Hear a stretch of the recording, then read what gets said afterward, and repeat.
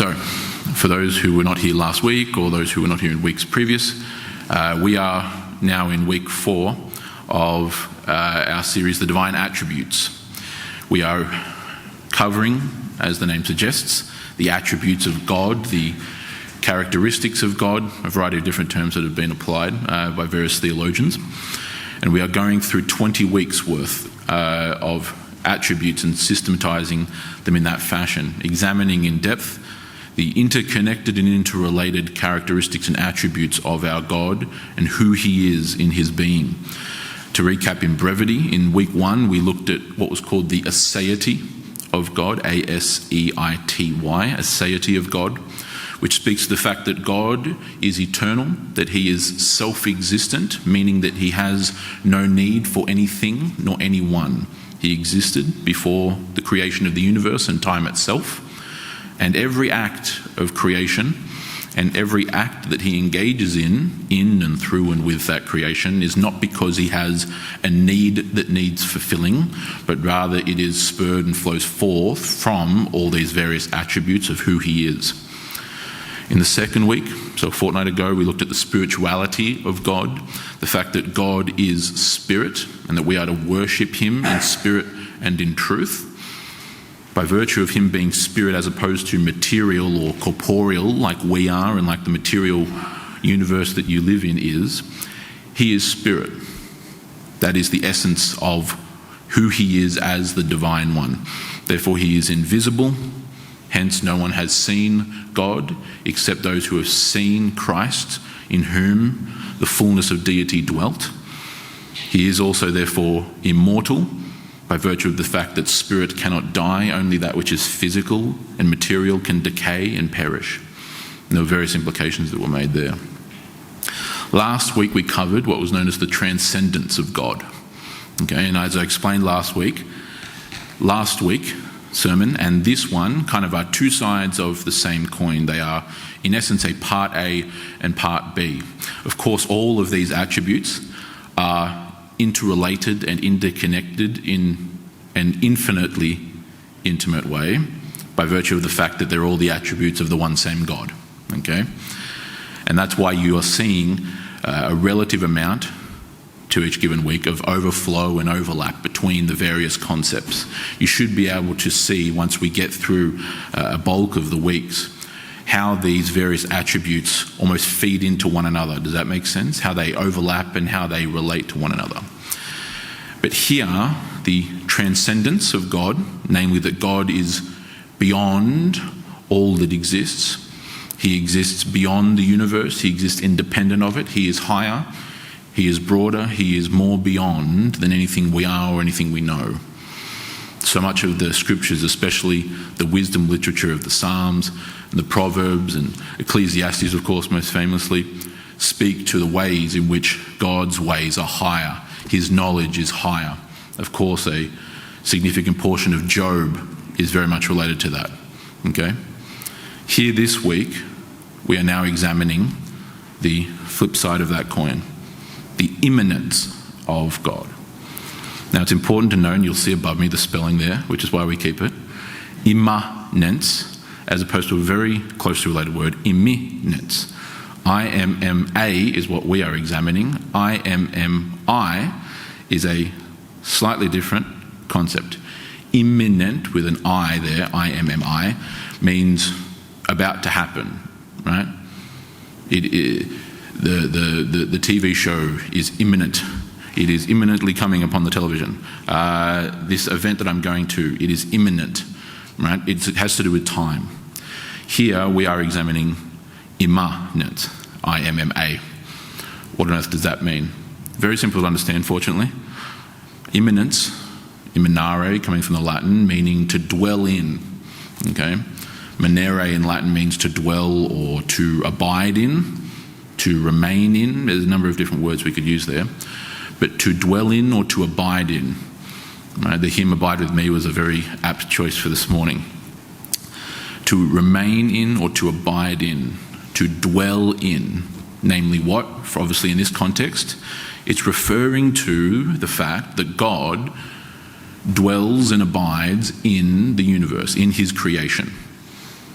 Okay, and we're going to define a number of important things here, because if you recall from last week, I explained the fact that these are two sides of the same coin. What happens when one becomes imbalanced on either the transcendence or the immanence of God? We covered it last week, but to refresh people's memories, or cover for those who weren't here, our understanding of the transcendence of God, him being higher and beyond the world and ourselves, along with the immanence, him dwelling in and abiding in creation and in the universe, as well as in us, which we cover later. When you become imbalanced, you end up in heresy. Okay? Most notably, when you become imbalanced toward the side of transcendence, you will end up like the ancient Epicurean and Stoic philosophers in Jesus' day and in Paul's day in ancient Greece, who believed essentially, to grossly oversimplify their ideology, that the gods were so far and high and beyond us mere menial, piddly humans, us mortals, that they were simply not even worth considering or pondering, because, quite frankly, they were not interested in us. They had no concern for us because they were so higher and so far beyond than we. We were nothing more than specks of dust beneath their feet, as far as they were concerned. So the very thought of pondering and debating and worshipping the gods was an almost futile exercise, because they were so unreachable and so far above us, there was simply no point. Not too dissimilar, in fact, to the form of deism, which is what that view is called, that was endemic and inherent to the Enlightenment in Europe back in the 17th and 18th centuries, AD, right, so a couple hundred years ago, where the prevailing thought in academia, especially French and German philosophers, became that the supreme being, as they often referred to him as, was only really understandable through purely material, rational, reasonable human endeavour, not the scriptures, because God is too far and too high above us to come down and interact with humans and to speak to humans, and let alone to become incarnate and take upon himself humanity. What a ridiculous notion to those Enlightenment era thinkers. The divine, the supreme deity, was just this ethereal deity, this ethereal God out there in the ether of wherever one would like to think of that, who simply set the world in motion, kicked up his feet, grabbed a drink, and just kind of all let it unfold, because he had better things to do than us mere mortals. That's deism, that's heresy, and you run into real problems. On the flip side, which is where especially we're focusing today, when you become so heavily imbalanced towards the immanence of God, the fact that God is present and dwells in creation, and interacts with it and does things in it, when you become imbalanced to this side, to the neglect of the transcendence, congratulations, you're now a Hindu. Congratulations, you're now a Buddhist. Congratulations, you're now a pantheist, which is what that broad category is called. It's very characteristic of the Eastern religions. Okay, so think the Asian religions, right? Hinduism, Buddhism, Taoism, so on and so forth, where the divine force, akin to barely anything more than electricity, I suppose, the divine essence, the divine force is present in all things. It's present in the wood, it's present in us, it's present in the cow, it's present in the trees, it's present in everything that you see. And it's kind of this divine energy, this force, not a person, in our case, one God in three persons, that has that element of being and personhood. Do you understand the distinction? That's what happens when you become imbalanced the other way. And there have been times when Christians, unfortunately, throughout the last 2,000 years, have become imbalanced one way or the other, to various degrees, but nevertheless, they've become imbalanced and in disharmony. So these categories are really important, and these attributes are vital to your understanding of not only who God is, but how he relates to us. And that will become especially evident once we tie all this together from these 2 weeks. Okay? So we just had read to us from Ephesians chapter 4, the particular verse which is of focus, which was read last week as well. It's essentially the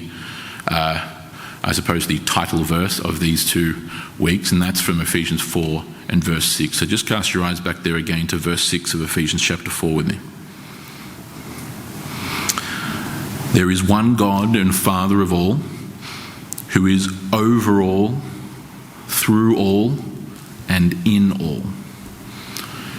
That second part of that clause, you should be able to see kind of how this relates to transcendence, God being above and beyond, as well as at the exact same time, God being in and amongst.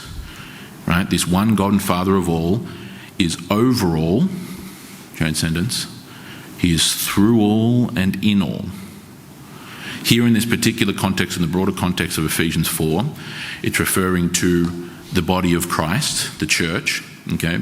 But as we extrapolate, we'll see how this is common and how this applies also on the broader level. That he is both over and through and in and among his creation and particularly his people, okay?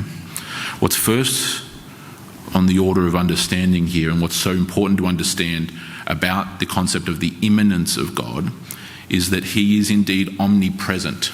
Some of you, I'm saying some nodded heads so you will understand what that term is. Omnipresent simply meaning all presence. He is present everywhere. Not in the way that the Buddhists believe, not in the way that the Hindus believe. He is not merely a force that's just kind of the divine energy of the universe, man. He is in fact the very real God who is one being in 3 persons, yet who transcends all and is in, through, among all things. He is dwelling in his creation. He is omnipresent. One of the most important passages we see relating to this is in the description of Christ that's given to us in Colossians chapter 1. Of course, Colossians, especially the first 2 chapters, is one of the most important sections of the New Testament with regards to what's called Christology, right? So the person and work of Christ, right? And Paul's letter there to the Colossians is vital for our understanding of him. But indeed, he says in chapter 1, and I'll read to you from verses 15 through 17, in reference to Christ, the Apostle Paul says, he is the image of the invisible God. We saw that in the spirituality of God 2 weeks ago. He is the firstborn of all creation. For by him all things were created, in heaven and on earth, visible and invisible, whether thrones or dominions or rulers or authorities. All things were created through him and for him. And he is before all things, and in him all things hold together. And you can see that concept of omnipresence, the fact that he is present in all and through all, amongst all. He dwells in all. All right? He dwells in the midst of his own creation. For indeed, we're told here of Christ that he is the very one through whom all that you see was made. When you see in Genesis 1, God speaking, saying, "Let there be light," we are told through passages like this, we are told through other passages like the prologue of John's Gospel, right? So John chapter 1, the first 18 verses thereof, as well as other places, especially in Paul's writings. That is Christ speaking. That is the second person of the Trinity, right? Not in isolation, of course, right? In full unity with the other persons of the Trinity. But Christ is the one through whom all things were made. They were made for him, through him, by him. They were made to him. He is in all, over all, through all. And indeed, it's interesting to point out there that we see that, as he says, he is before all things. He is before all things. And in him, all things hold together. He preceded all. That's the first week we looked at the aseity of God. And in him, all things hold together. By virtue of the fact that God is independent of everything, that there is nothing that he needs, nothing that he has desired, in those words. Indeed, all things hold together by his power. All things are held together by his presence, by his authority, by his power. He is omnipresent in this fashion. He is everywhere. One of the most important places as well that's worthy of mention here, and we actually covered it, I think about 2 weeks ago, actually might have been in the first week in the Exhorted of God, was in Acts chapter 17. It would be helpful if you turned there with me. So turn to Acts chapter 17. To refresh your memory, we are looking specifically at Paul's journey and the story of Paul in Athens, all right? At the Areopagus, the Areopagus, the hill of Ares, which was this famous hill kind of adjacent to the Parthenon, the Athenian Acropolis, for anyone who's familiar with Athens. And what this place was used for a variety of functions across the centuries. It was used for council and for the assembly of the polis, the citizens of Athens. So government was conducted there at certain points. But certainly by this particular time in the first century, it was the place for essentially public forum, right? And there were other areas in Athens for that too.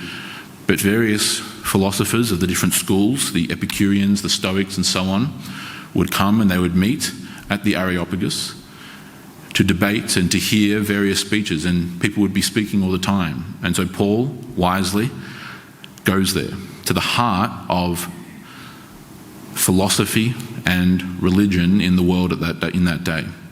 All right? In Acts chapter 17, he gives a very famous speech, arguably I would humbly submit, one of the most important sermons, potentially even in the New Testament, certainly at least post-gospel. And indeed, he is talking to Epicurean and Stoic philosophers and other such audiences that had come to hear people speak. Right? And having explained that this idol to an unknown God, which was present up on the Acropolis amidst the other about 30-ish thousand idols that would have been up there in those days, he says, well, why don't I tell you about this unknown God? Right? And I want to focus just particularly on where he dials in, right, and explaining about how this God is not contained in the temples of man, right?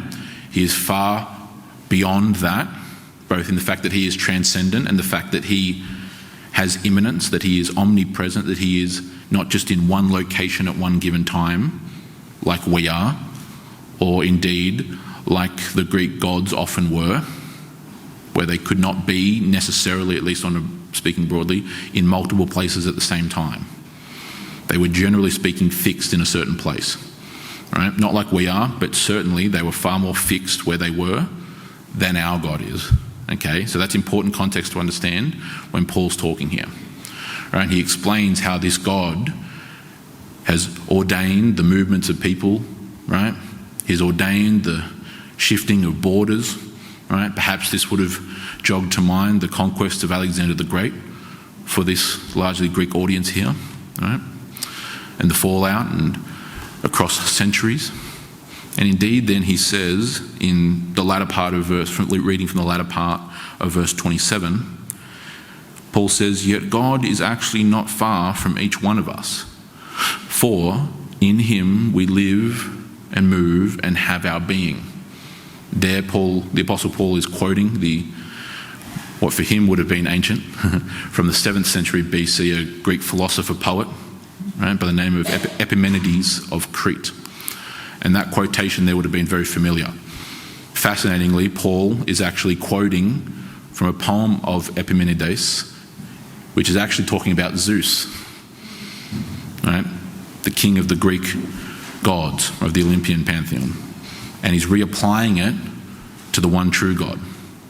In him we live and move and have our being. Right? And that's the explanation given for why he just said what he said, namely that God is actually not far from each one of us. Our God pervades all. He is present everywhere.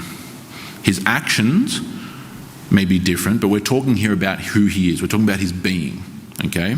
The actions spring forth from the attributes. That's something to always keep in mind as we work our way through this series. Okay? Because you might go, well, he acted this way towards the Israelites, but acted this way toward the Philistines, or any number of different categories you want to throw in there. Actions, different, of course, but who he is as our God, who he is in his attributes, that nevertheless remains the same. And so therefore, indeed, as we saw back in Colossians 1, the fact that all things are held together in Christ, here Paul reiterates that very concept. In him, in God, we live and move and have our very being. For he dwells in and abides in his creation. He is not removed. He is not far off. He is not silently distant so that we may not find him or know him in any capacity at all, as the deists would have us believe, as the Epicureans and the Stoics, but particularly the Epicureans, believed. And this is why when you cast your eyes down all but a couple of verses, you see that Paul mentions the resurrection, right? The fact that God confirmed this through the resurrection of Christ, that he is the one true God, that he is over all, and the various things which Paul has discussed. And it's at that point that a percentage of the audience mocks. They start laughing and they go, and they just leave, right? And they go, all right, we're done, right? That would have been a heavy proportion of that contingent would have been the Epicureans, who, as I mentioned earlier, believed, in essence, to oversimplify, that the gods were so far and high and above us mortals, who were nothing more than specks of dust beneath the gods' feet, that they were not worthy of even consideration, let alone worship, and instead we should pursue the rationality of the mind. To the concept of God raising someone from the dead and being concerned with bringing a human back to life was laughable to them. Moreover, the very concept of wanting to be resurrected back into this life was laughable to them, because this life was nothing. It was meaningless. This was something to be escaped, not to come back to, right? And that's why they mock, and that's why they laugh. But indeed, that is not the belief of the Christian, is it? That is not what the scriptures teach us. It teaches us that life is valuable. It teaches us that life has meaning, that life has purpose. Why? Because of us? No. Because there is something special in us? No. But because of the God who gives that life, who is the only source and hope of any meaning and purpose whatsoever. That's why, as a short aside, you see the plague of meaninglessness and hopelessness and purposelessness that infests and infects our society. Because people my age have no hope, they have no genuine meaning, they have no genuine purpose. Why are suicide rates so seemingly high among, let's just broadly call it 16 to 34-year-old males? Because they have no hope, because they have no purpose, because they have no meaning. They may have something that they find meaning in, but it's transitive, it's fleeting, it's like the mist in the morning that with the slightest puff of breeze just vanishes, right? They have no meaning, they have no purpose, because they're not told, because they're not taught, because they haven't been raised in those ways. And so all the meaningless, vain, empty things that are pursued so often in our society, particularly by the young, they're constantly just chasing their own tail, looking, searching, but never finding. Maybe if I go out with my friends, and maybe if I go to the club, I'll be cool. And if I start using cocaine, and if I start getting drunk, it'll be fun, and they'll all think I'm cool, and that'll bring me meaning. and you do all that, and maybe you're cool for 5 minutes, but then no one cares anyway because they move on to the next thing. Oh, like if I get a girlfriend, then maybe I'll find meaning because then I'll have someone to care about. And when she leaves you in 6 months because you have no character and because you haven't worked on yourself and because of a million different other reasons, then ta-da, there goes your fleeting meaning. Constantly just running around, just chasing, but never finding. Half the time when I have conversations with your average 20-something-year-old pagan, half the time the verse that pops in my head is come to me all who are weary and I will give you rest. Because it's very exhausting chasing after meaning that you will never find, after purpose that you will never find. In all the things, the tacky facades that are offered and profited and that are trafficked by our modern decadent culture. We would be in a lot of a better place if the young, and particularly, not exclusively obviously, but particularly young men, had true, abiding, steadfast, rock-solid hope, purpose, meaning. Right? And that can only be found in the one who abides in and dwells in this world, who is not fleeting, who does not change, who is in fact steadfast and faithful, right, which we cover in other attributes. We have something so dear, so precious to offer, not as an end in and of itself, but rather as a brilliant byproduct. The end of all that we do here is the glory of God. That is purpose numero uno. That is the point of what we do here on a Saturday morning, of Bible study, of prayer groups, of church lunches, and so on and so on and so on, of our evangelism, of our preaching, websites, go down the list. It's the glory of God. But endemic to that is purpose and meaning, and the only true purpose and meaning that you will ever find. And it comes from the God who is not distant and far off if you are imbalanced toward the side of transcendence, but rather it comes from the God who is above all, who therefore knows all, who controls all, who is sovereign over all, but indeed who is near, who comes alongside, whose eye is upon us. And so the other major important area of how we are to understand the immanence of God is the fact that God sees all. Because he dwells beyond and in this universe and this world in which we live, God sees all things. There's so many passages for this subject of the immanence and the transcendence that we could touch upon. Right? I'd be here for half an hour just reading out the passages. So thank God I'm not doing that. Right? One of the most important areas, I would submit, was actually read to us earlier in the service, right, from Psalm 139. So it would be helpful if you turn there to Psalm 139. In essence, the first 12 verses of that psalm, and the whole psalm is a really important psalm. I encourage you to go home right after and to read that psalm right, over the coming days and to meditate upon it and to think upon it and to study it. Right? But indeed, Psalm 139 is where we find in the first 6 verses the psalmist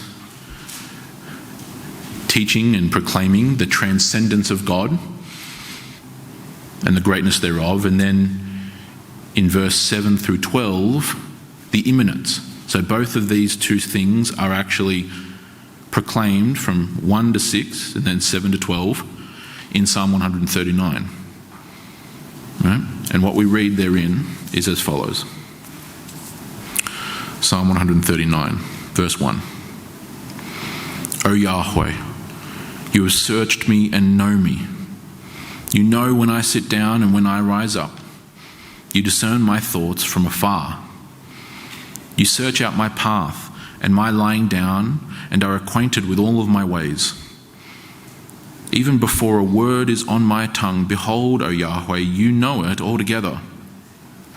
You hem me in, behind and before, and lay your hand upon me.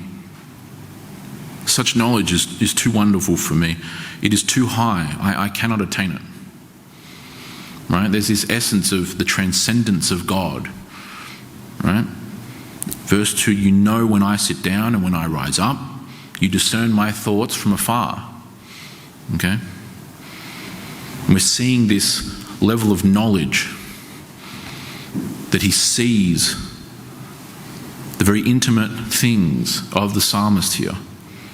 Right? He knows them all together. Even before the words have come out of my mouth, you already know what they will be because you transcend all things. Because you are beyond and above all things.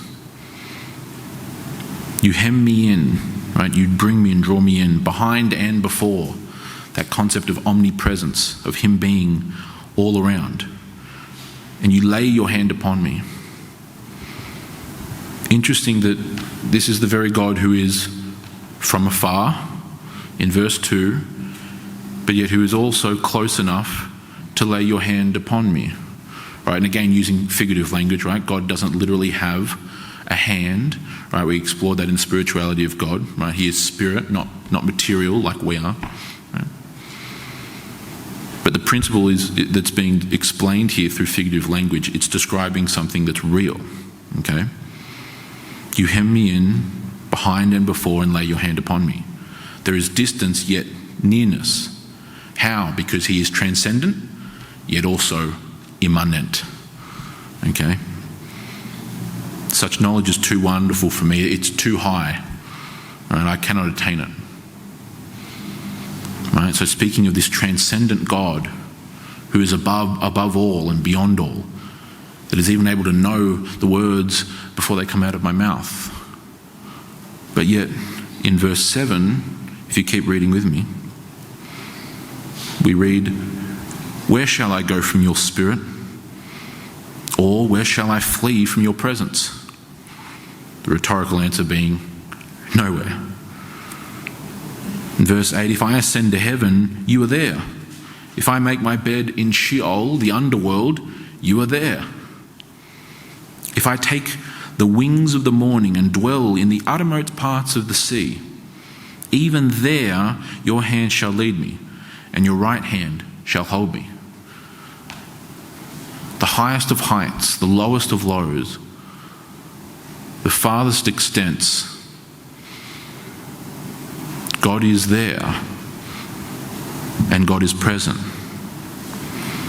Verse 11, if I say, surely the darkness shall cover me, and the light about me be as night. Verse 12, even the darkness is not dark to you, O Lord. The night is bright as the day, for darkness is as light with you. So even the darkness cannot remain hidden and remain dark. For God is light, in him there is no darkness at all, we are told.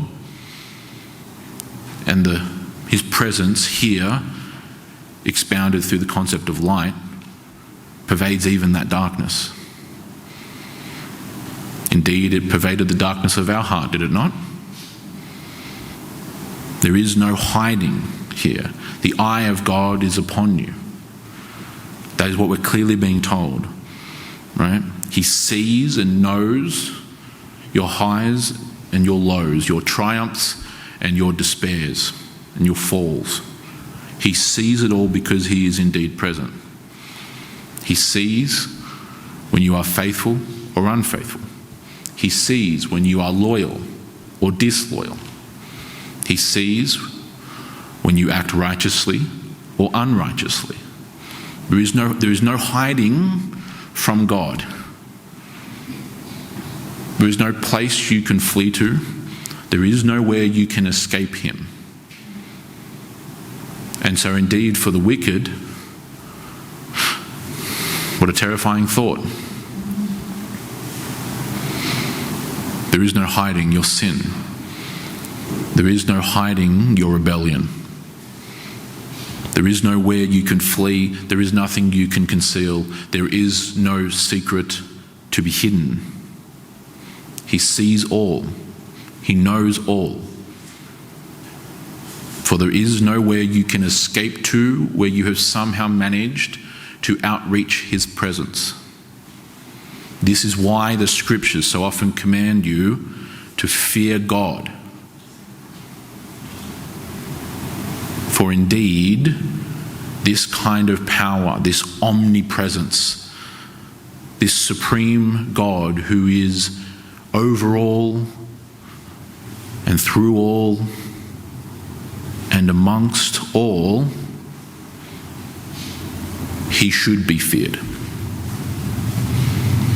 But, indeed, for those who bend the knee to him, for those who stop running, for those who turn, who repent, who turn from running, who turn from their rebellion, who turn from their wickedness, indeed, he then offers to be the only hope and refuge that you will ever find in this world.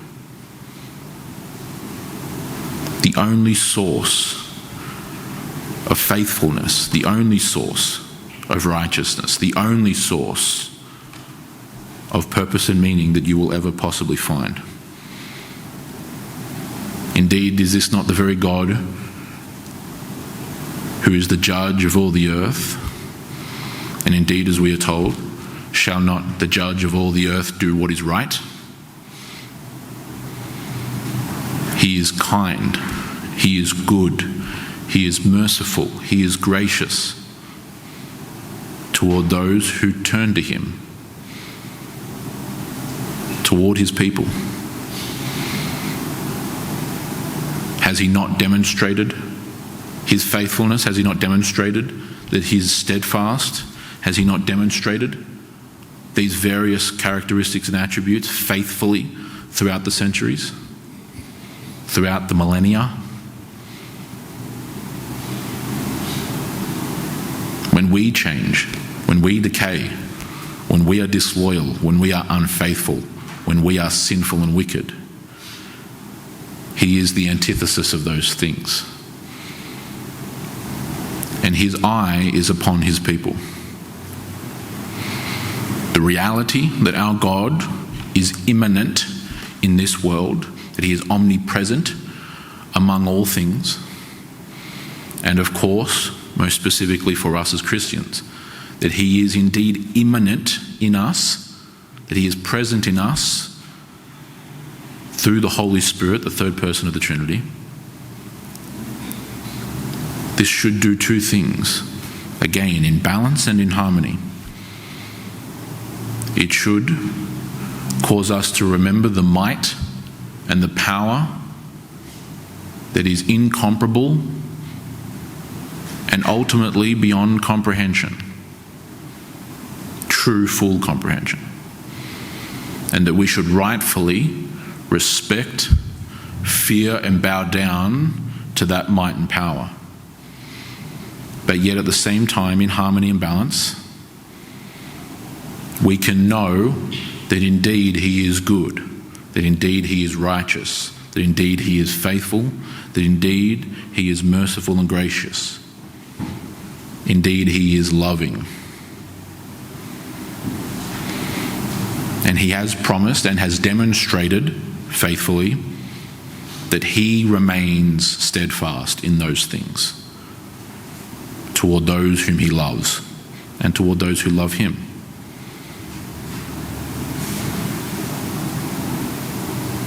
I'm often reminded, when I think about that concept, of Christ's own words in Luke chapter 12, wherein he says that are not 5 sparrows sold for a mere 2 shekels?